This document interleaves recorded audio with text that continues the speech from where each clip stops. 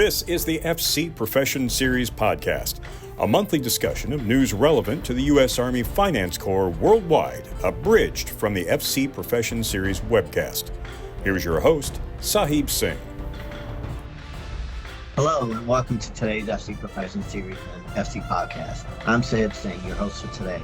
Joining us today are Command Sergeant Major Craig Rodland, U.S. Army Finance and Comptroller School Senior Enlisted Advisor and Regimental Sergeant Major, and Sergeant Major Ngam Voma from Proponency. All right, well, good morning, good afternoon, whatever time zone you're in. I'm Command Sergeant Major Craig Rodland, been in the Army for 23 years, hailed out of Rodland, North Dakota. Joined in 2001, and then started in the 82nd, but then accumulated with about 12 years of special operations background, and then went back to conventional Army, and then now took over this job in April. I'm Sergeant Major Voma, and I'm a few months shy of my 22nd year in the Army. Joined in 2002. I was in delayed entry for about 6 months before I shipped out for training. So I've been around a few duty stations. First duty station was Alaska. From Alaska, I went to Fort Carson to Fort Bliss to Belgium back to the big red one, Fort Riley, Kansas, and then from Fort Riley, Kansas to the Joint Special Operations Command, and from there to the Academy, and then to Germany, and then here I am right now in the SSI as a Proponency Sergeant Major. What he's failing to tell you is just last Thursday, Slate 2 for CSMs was released, and he is going to be taking over 106 Finance Battalion next year. Our first topic of discussion will be DAPAM 600-25. The one big change over the last couple of years is the location of where 600-25 is located. So that's on the Army G1 Pub's website. Changes that we had to make for 600-25 was mostly on some of the grade plates. We had some nomenclature changes with the force design update when that was released. So we had to correct some language such as detachment sergeant to platoon sergeant. And then with the battalions coming online, we also had to make some changes with leadership positions. We had to prioritize leadership and such. We did 18 to 24 months to get MQ'd into like squad leader, platoon sergeant, and first sergeant. There may be some questions on squad leader. I know our MTO does not specifically say squad leader. The way you address that is through the NCOER as an appointed duty. Most of those staff sergeants in the platoons, there's 4 each platoon. Those should be identified as squad leaders. However, that's up to your command. And if you're sitting in that squad leader position, in order to get credit, just put it on the front of that NCOER as an appointed duty, and the board members will see that. So just a quick breakdown on how the DAPAM 600-25 is organized. The Chapter 1 talks about the overall duties of the CMF 36 Bravo, which is our CMF. Our Chapter 2 talks about the transformation that's brought about by the force design update that kicked in 1 October of last year, and how that transformation in our duty positions that's what Major Rodland covered, and our structure and our function. And then in Chapter 3, it talks about the specific career management and self-development programs that we have. And then in our Chapter 4 talks about the specific things by rank that we can do to distinguish ourselves and make ourselves, for promotions and things like that. And Chapter 5 and 6 is Chapter 5 covers the Army career track, which is where our new talent development model is posted. All those duty positions have been updated, in conjunction to reflect the changes with the FDU, and those ones have been updated in ACT, what they call ACT, the Army Career Tract. And our Chapter 6 is geared towards the National Guards and the Reserve folks.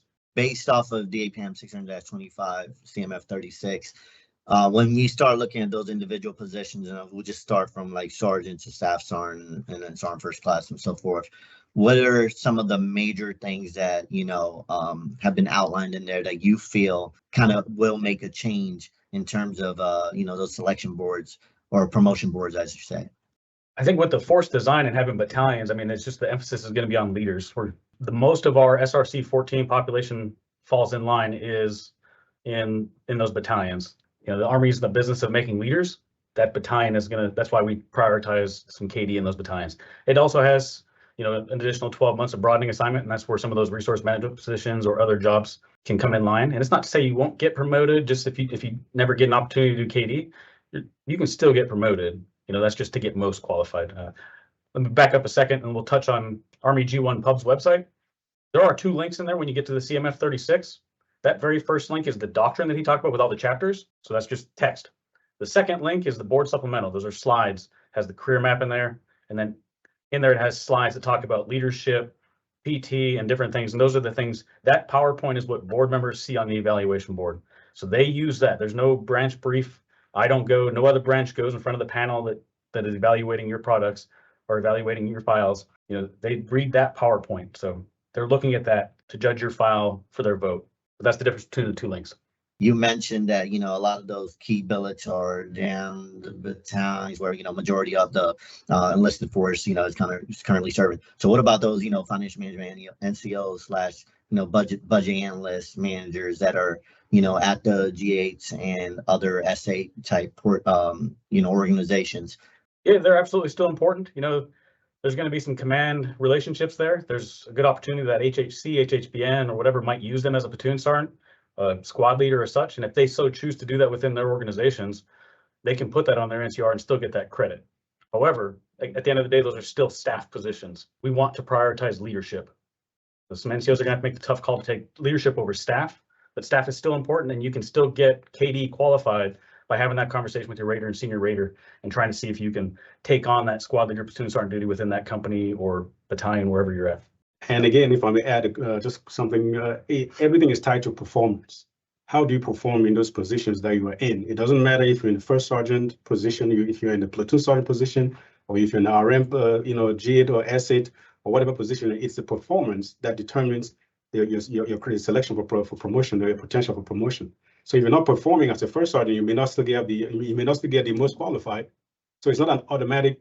It's not an automatic thing where you just, because you have, by virtue of being in that position, you think that you're just an MQ, most qualified. It's all tied down to your performance, how you perform in any of those duty positions. So we have the critical development positions, and then we have the key development positions, which are just the prioritization of those leadership positions. We can kind of talk FCS credentialing, try and get on that topic. So before we get into that, I'll just put that under the umbrella of professional development.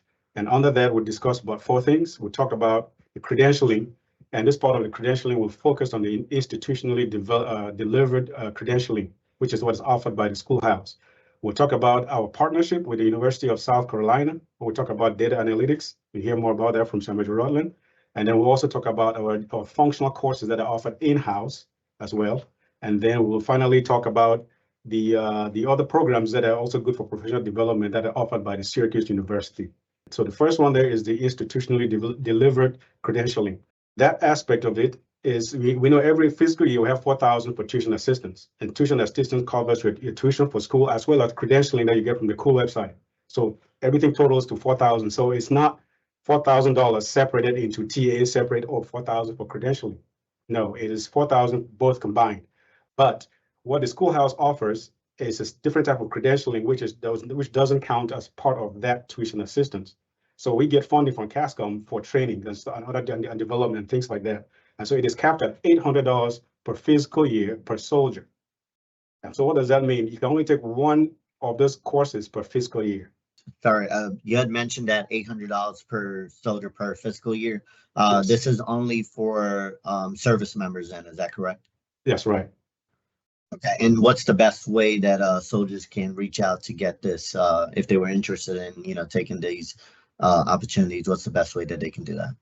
And the biggest thing is to go to the FCNet. I'll advise everybody to go to the FCNet, click on the join, and then we can get all the updates, the course offerings, where to submit your packets. So first things first, you need to go on Mill Sweep to FCNet, and on there you can get the link to, you know, all these courses and all the information that's required, to include the you know, the paperwork that you're going to need filled out. And you just need a supervisor's signature once that is all completed, and you send that back over to proponency and they will action accordingly.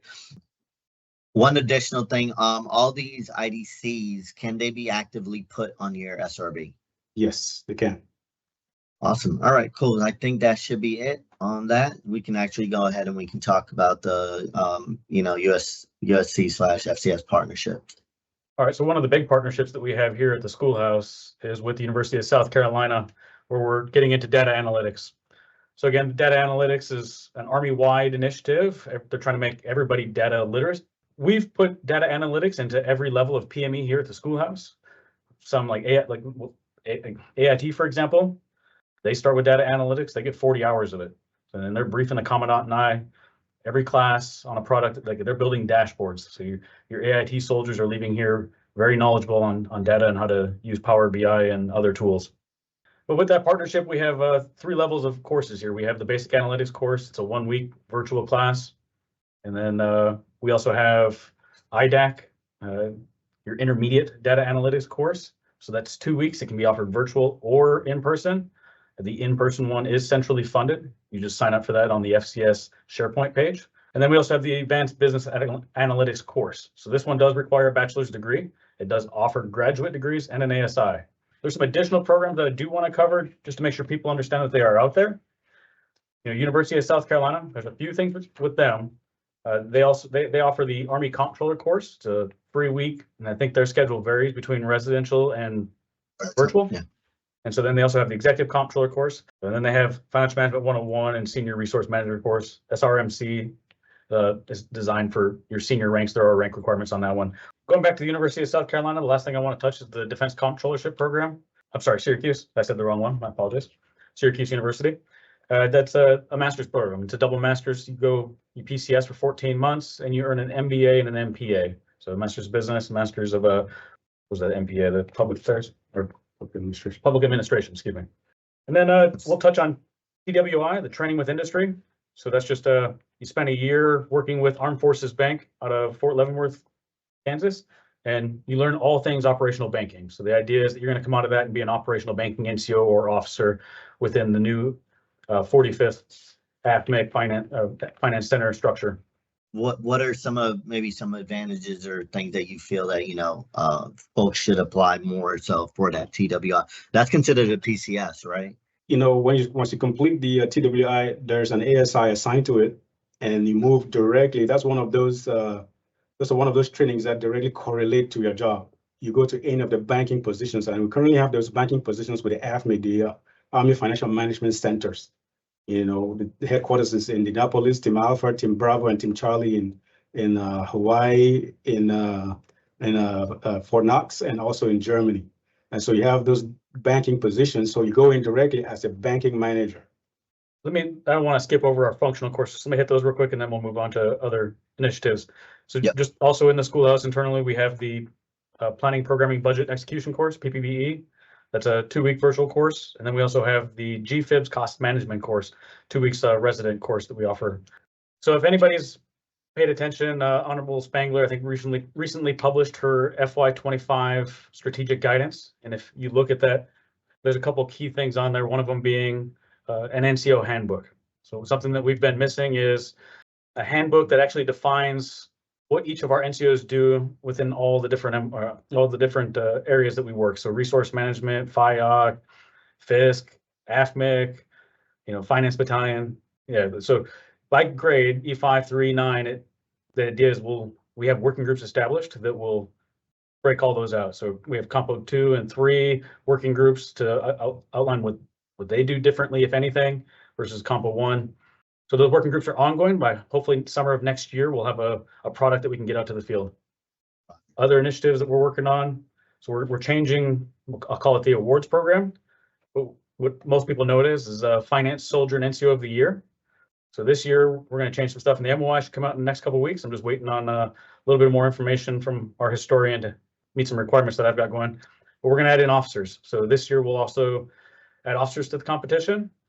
We'll also have a nomination for Senior Civilian and Civilian of the Year and Spouse of the Year. So those are all new officers, the civilians and the spouses. And then next thing we have coming up, so in December, we're doing a tabletop exercise. So a tabletop exercise, what is that? That's a simulated battle lab. What we're going to do is we're going to take all the SRC 14 organizations, and we're going to have them built into a simulation of a large-scale combat operation. And we're going to test that new force design against doctrine. So FM 480 is soon to be released. It is in its final stages of staffing. There's just a couple of small wickets that we got to work our way through, and then it should get published here in the first quarter prior to the tabletop exercise. But the idea is whatever's written into that doctrine, we'll have to demonstrate in this simulated exercise. This is a professionally done simulated exercise by the Fort Gregg Adams Simulation Battle Lab. And we'll have a whole bunch of Army senior leaders there from all compos and all different echelons of those organizations. So we'll have FIOC, FISC, Finance Battalion, and AFMIC representation there. The last initiative that we're kind of working on within the community is we're relooking the resource management billets. So years ago, we used to have sergeant majors in the Corps G8s. We don't have those anymore. We lost those. And so we're trying to get those back. It's looking promising. I think FY26 is the last thing we heard. So if that happens, that'll be a great win. We'll get sergeant majors back at the Corps. Then the second step to that is going to be, and we're still doing the analysis on it, we're running into some grade plate issues and trying to find bill payers, is putting E8s in all of the divisions. If you're a civilian and or a service member on here, you should easily be able to go on Mill Suite and go to the FCNet channel, and from there you can get all this information as well. So that's a little piece on that. I'll steal some words from our commandant. He likes to tell everybody, and I 100% agree with him, this isn't my Corps or his Corps, this is our Corps. So please, if you see anything that needs to be improved at the institutional level, and even on the operational level, we know enough people, like, reach out to us, tell us, don't be afraid to send me an email. I get emails all the time from, like, just say an E5 from a different branch that wants to, change branches because everybody loves finance and they want to come to finance. And so I have to punt that over to Sergeant Major Voma, and he gets to make those calls. But no, don't be afraid to reach out to us if you see anything that needs to be improved. If we're doing something right, please let us know that as well. We're open to hearing all of that. We're here to help you. We work for you. Sergeant Major Voma, before you head out to Germany and live that good life over there as a battalion sergeant major, anything else that you would like to share? Well, just like somebody Rodland said, it is our Corps. So it's our collective responsibility to steward it, to make it better. That said, there was a lot of initiatives that are being worked in-house that sometimes the field does not get that opportunity or to know what is happening. There's a slight, not disconnect, but they're not really up to speed with everything that's going on. I think this forum is a great forum where we can showcase that and show them what is being worked behind the scenes to help steward our profession. And so that said, we need some help, especially with the handbook that we talked about. Those positional descriptions for the E5 through the E6, because that's going to help the raters and the senior raters as well. Imagine if you have a civilian who's a rater and has no idea what you're doing, what their duty responsibility is. They only know your duty title, but what do you do? So we will have that to go along with the requisite training for that position. So that will be in that manual, that handbook. Dialing in during this time of the year as well. As we're going to the end of fiscal year. I know there's a lot of moving pieces in Fort Jackson as well. And then, you guys came on and, gave us your time. So for that, we're very thankful. So on behalf of, ASFMC, FEMCOM, and obviously the schoolhouse, thank you for joining today and giving us your valuable time and sharing this information. Once again, thank you all. Have a great weekend to support and serve. If you would like to see the full-length video of this presentation, simply follow the DVIDS link in the description.